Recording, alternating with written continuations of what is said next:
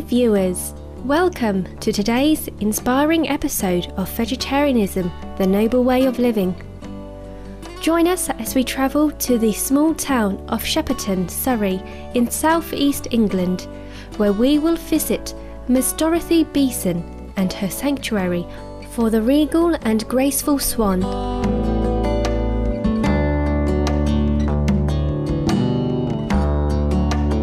Founded in the early 1980s, the Swan Sanctuary is now the largest and only completely self-contained swan hospital in the UK.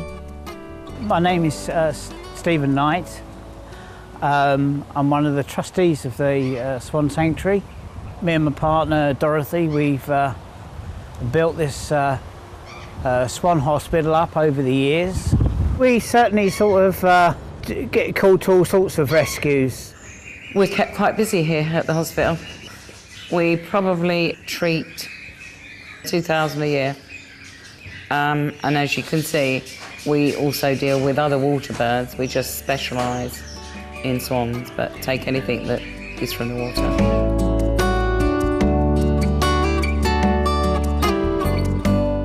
Among the largest of the flying aquatic birds, the elegant swan belongs to a family that includes geese and ducks. There are 7 swan species in the world.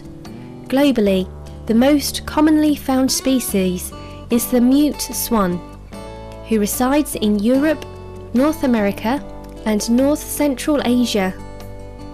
The beautiful black swan is native to Australia and New Zealand, and perhaps the rarest and most distinctive of all swans, the black-necked swan, is native to South America.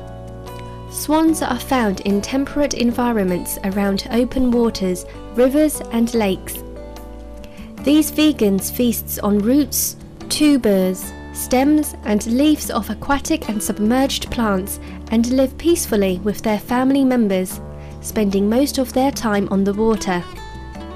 The adult male, called a cob, is generally bigger and heavier than the adult female, often referred to as a pen. A young swan is called a cygnet. In recognition of Dorothy Beeson's steadfast work in rescuing and treating the country's beloved swans on the River Thames in 1990, Miss Beeson was awarded the Medal of the Order of the British Empire for meritorious service, also known as the British Empire Medal. In 2000, for her contributions to the betterment of animal welfare, she received the Lord Erskine Award, one of the Royal Society for the Prevention of Cruelty to Animals' highest honours, and in 2001 she was recognised with the Pride of Britain Award.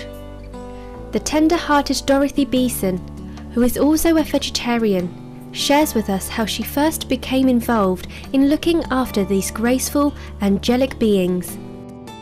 It all started 30 years ago when I found a cob swan with fishing line hanging from his beak and lots of weights and a float and one thing and another, and how very difficult it was to get any assistance. I did eventually find a vet that looked after him and operated and took the hook out and goodness knows what. But when he was put back on the water, I needed to look after him a few more days. And quite honestly then, I've never been without a swan since.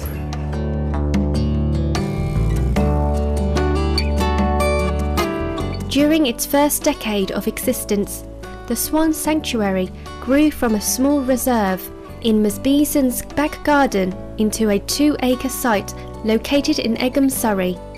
In order to finance the expanded sanctuary, she sold her house and moved into a caravan with her partner Stephen. As the sanctuary's workload rapidly increased, Dorothy Beeson realised that an even bigger plot of land was needed. After years of searching, a new home was found in 2005, and the sanctuary was shifted to its current location in Shepperton, Middlesex on the River Thames.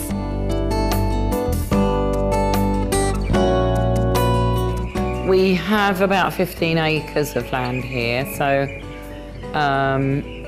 We still have a little bit more that we could expand to. We've got a major lake, which is the best part of 5 acres. We've got a meadow where the swans come out when they choose and just sit about on the grass, especially when it's nice. They like to graze. We have the main hospital. We have the rehabilitation ponds. We have a nursery, what we call our nursery area. We have our woodland ponds. We have a disabled pond.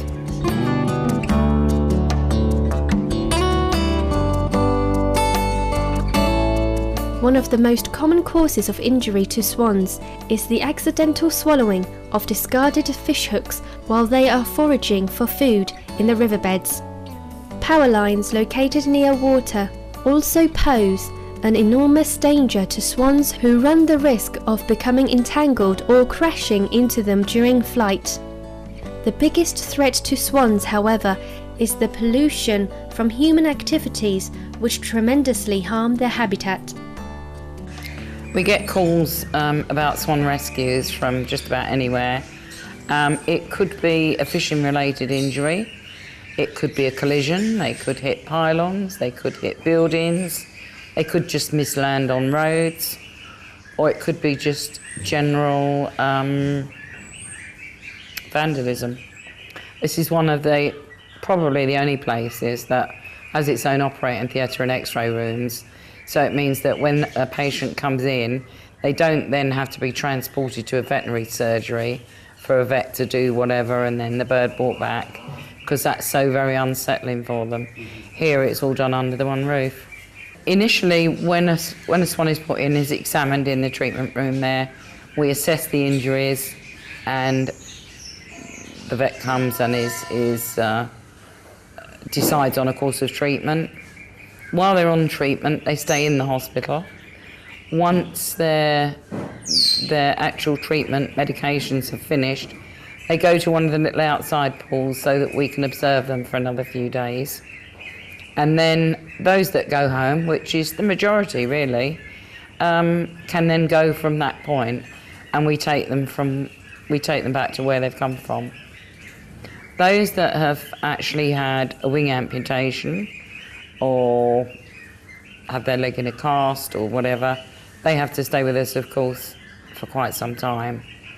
The bird, once it's recovered, is then put into a fairly natural situation, which is our main lake, where they can live without any trouble from fishermen or humans or whatever, but still live as close as nature intended as is possible for a bird in that position. Let's now follow Dorothy Beeson for a fun tour around the loving sanctuary and meet the adorable residents. First, let's visit the hospital.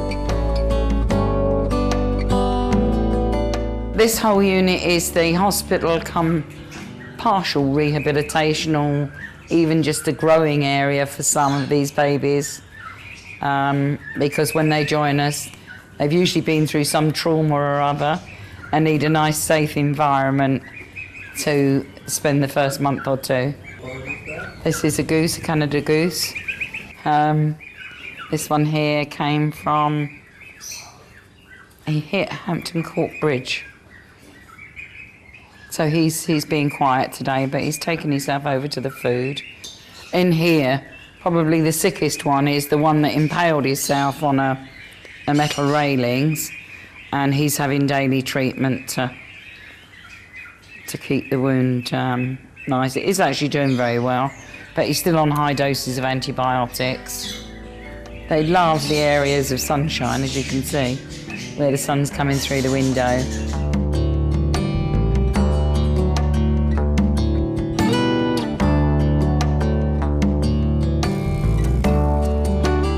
In here we've got our intensive care unit. We've got 2 beds which are normally post-operative beds, so where they've just had surgery, they come in here until We've got over anaesthetics, etc. And then they're moved back into the main part of the hospital. But for these little fellas who've all got the most awful leg injuries, it's easier just to manage them in here. But they're quite happy, they're certainly eating well. Quite lovely little creatures, 2 little grey legs and an Egyptian goose. The treatment room, this is where we just do the basics.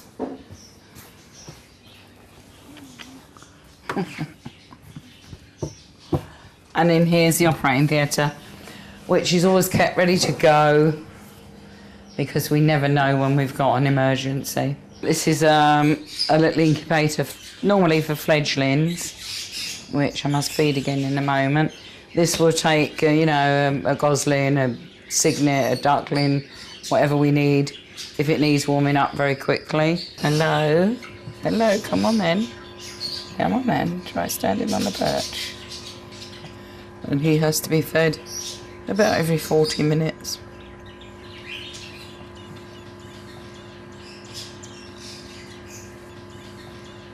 The 3 here only arrived a couple of hours ago. In here a mixture of all sorts. 1 gull that's got to go back to Dorset. Some coots. We seem to have a massive coots at the moment with leg injuries. So, they feel better when they've got the water to get on and behave more naturally. Here it helps that they can get onto the water and, hopefully clean themselves, although they seem to be more enjoying the sun, just lolling about and enjoying the sun. But they did have quite a journey today. This is the meadow area, and we like to leave the gates to the lake open, and they can, the birds there can just come out and sit around, do a bit of grazing, chill out, do their own thing. They just like to sometimes just sit and enjoy the sun, So it's quite nice.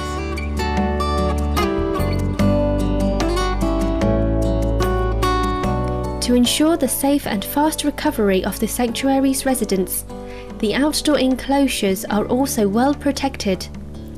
We are now introduced to Charlie, a special swan who has resided at the Swan Sanctuary for almost 2 decades. This enclosure has got its own waterway which comes through and eventually goes through the reed bed. It's a nice, safe area. We've given them quite a large enclosure here, and normally it would have a few swans on it, but Charlie the Hooper's been a bit moody, so we're just allowing him a little bit of space on his own. This is Charlie. And come on then, come on. Charlie's a hooper swan, and his mate is a cross hooper trumpeter. So it's quite a combination, not one that you would normally find. So she's unique, actually. Hello. Here, good boy. Come on. And that's his mate. His mate is. It's just Mrs. Did you know that swan couples have one of the most romantic relationships in the bird kingdom and typically pair for life? They are often called lovebirds.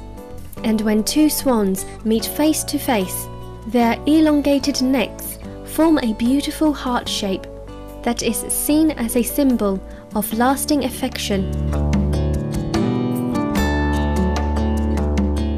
Our appreciation, Dorothy Beeson, for giving us a first-hand look at this swan sanctuary.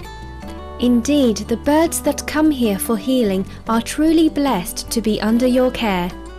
With love and gratitude, Supreme Master Ching Hai is honouring the Swan Sanctuary with the Shining World Compassion Award and £10,000.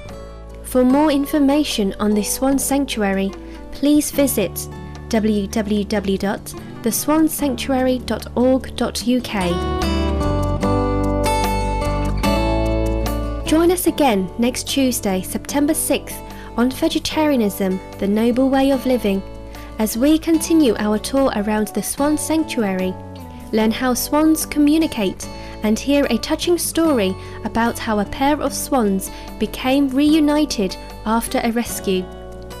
Lively viewers, thank you for joining us today on our programme. May we always appreciate the eternal beauty of God's creation.